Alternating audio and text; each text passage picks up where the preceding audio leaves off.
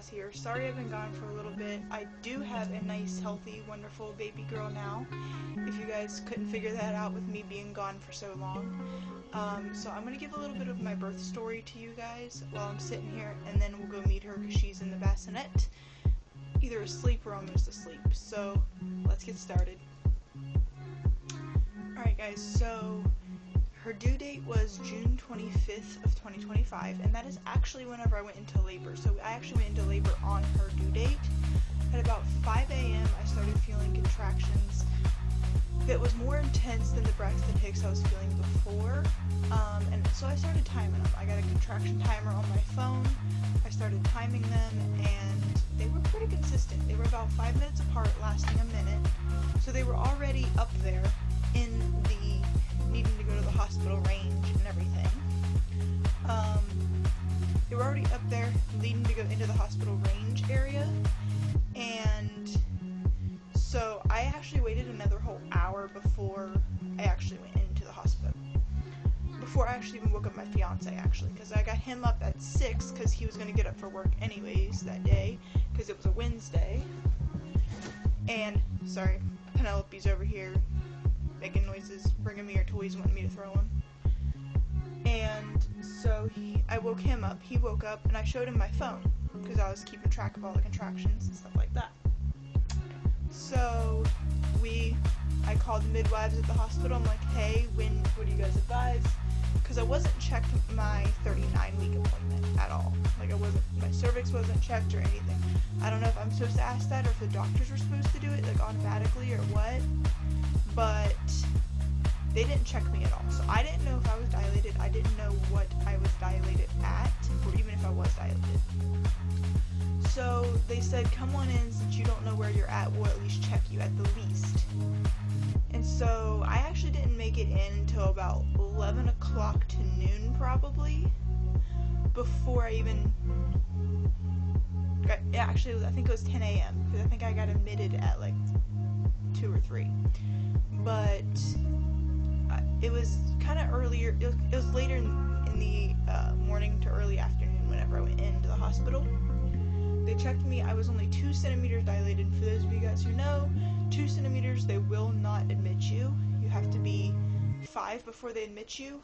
But I told him, I said, I would like to wait it out because I don't want to have to go all the way back, 45-minute drive back to my house if this is actually labor. I want to wait it out. I've been up since 5 a.m. I want to take a nap. They said, alright. So they actually took me to a room, like a labor and delivery room, and let me sleep there for, I'd say, probably 3 or 4 hours. I took a nap. Because as I said, they came in at 4 o'clock, I believe. It was either 3 or 4 o'clock to check me again, and I was 4 centimeters dilated then. So I was progressing decently well. And they told me at that point that they would go ahead and admit me because they didn't want to send me home just to have to come back at that point. So they did go ahead and admit me whenever I was only 4 centimeters dilated, but as I said, like, I was already close enough and they didn't want to have to send me home. So, but they did have me walk around the hospital as much as possible to increase my dilation and stuff like that. So I walked around the hospital all the way, pretty much the rest of the night until about, I think they decided they were going to put my IV in at like 5:30, 6 o'clock and start Pitocin. So I walked around the hospital for at least 2 hours. Just walked the loop because it was pretty much in a square. Somewhere in there on the 25th, because I had her on the 26th. So they also started Pitocin then because I was still at a 4. Still 4 centimeters dilated, didn't increase, didn't decrease, didn't do nothing. So they gave me Pitocin to get the ball rolling. So I was like, you know what, I'm gonna sleep. Because there's really not much I can do. I mean, I can walk around, but I'd have to walk around my IV stick whole way, and I didn't want to do that. So I walked around the hospital room itself, but I didn't walk around the hospital. So there is that.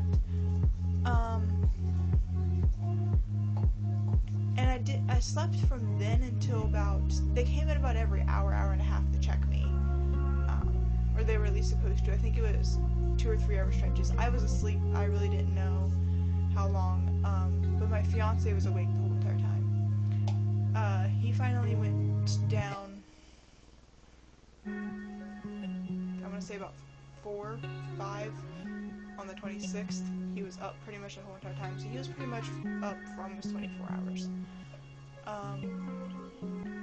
But I slept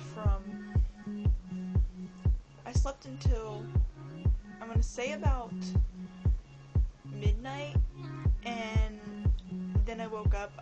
My contractions were stronger, so I started breathing through them. And so, as I said, my fiance was with me the whole entire time. He held my hand if I needed it.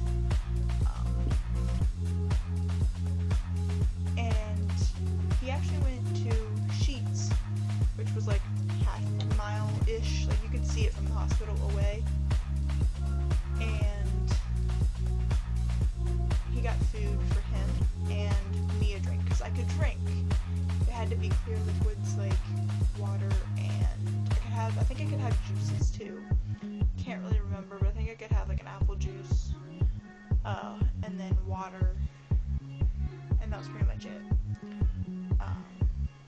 And so I actually did drink my apple juice that he got me, and I also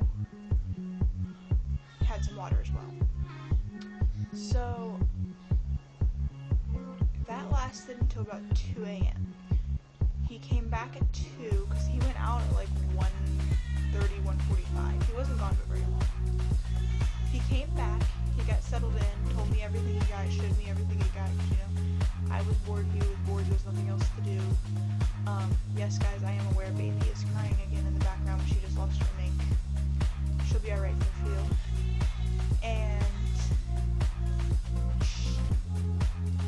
at 2 a.m. my water broke.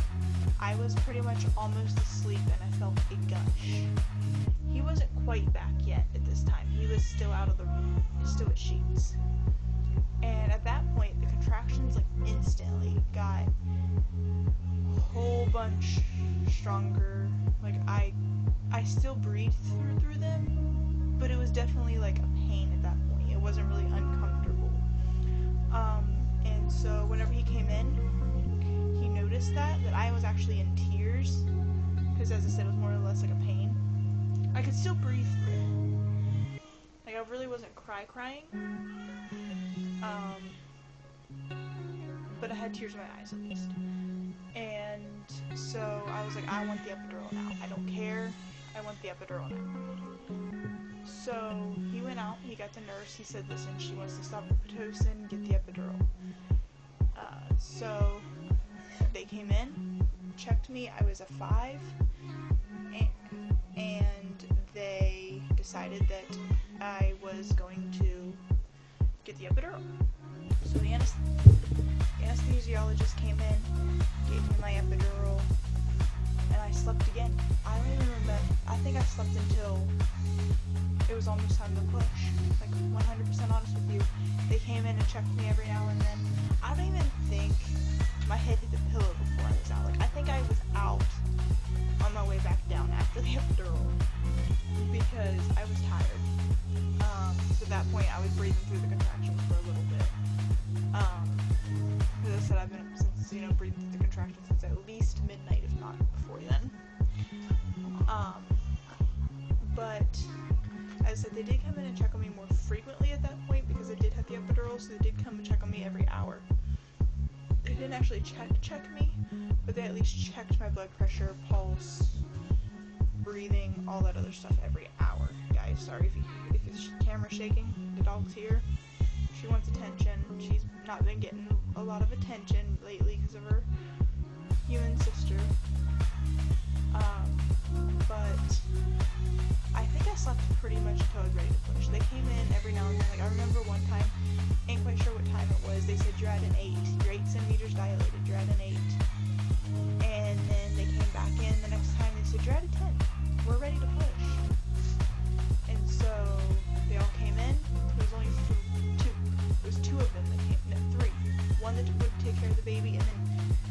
doctor, and a nurse. So the one was over there getting everything. She says pretty much call me when the baby's close to being born. And I will come in and take care of the baby. So I had the doctor that was the one that was, at my area. And I had a nurse on the side and my fiance on my left side.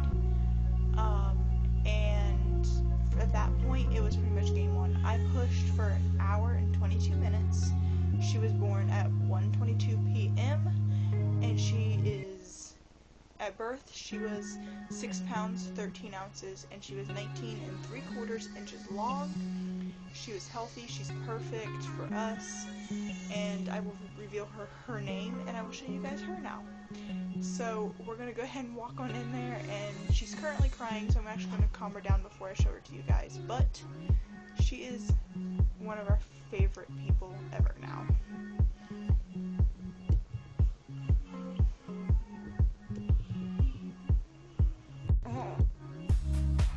Alright guys, here she is. This is Miss Maylin Pearl, Maellynn, Pearl, Pearl. She is 3 weeks old. She will be a month old on Saturday, and so she will be a month old in 5 days. She was born on June 26th, a day after her due date. She's still a little fussy. So here she is, guys. Alright guys, like, comment, and subscribe. I'll see you guys later. Bye.